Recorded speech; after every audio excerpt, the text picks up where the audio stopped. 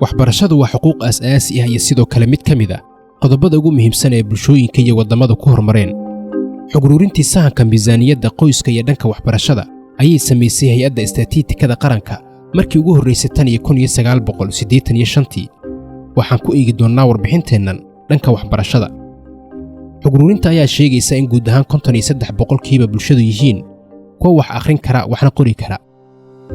waxbarashada asaasiga ah inta aan haysan dadka ku nool tuulooyinka iyo degmooyinka fogfog ee gobollada waa 68%, halka magaalooyinka dadka ku nool inta aan haysan waxbarashada asaasiga ay yihiin 59.5%. reer guuraaga inta aan haysan waxbarashada asaasiga ah waa 92.5%. tuulooyinka iyo degmooyinka gobollada inta dugsi hoose iyo dhexe uu ka jiro waa 18.5%. magaalooyinka inta uu ka jiro heerka dugsi hoose iyo dhexe waa 19%. magaalooyinka inta dugsi sare dhamaysay waa 5.2%, halka tuulooyinka iyo degmooyinka gobollada inta dugsi sare dhamaysatay yihiin 3.0%.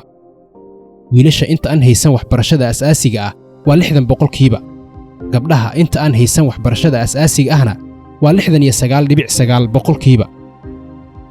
dhowaan ayay ahayd markii wasaaradda waxbarashadu sheegtay in macallimiin gaaraysa 13,000 ay soo dalbadeen imtixaanka macallin qaadashada. 8,000 ayaana asbuucan u fariistay imtixaanka macallin qaadashada.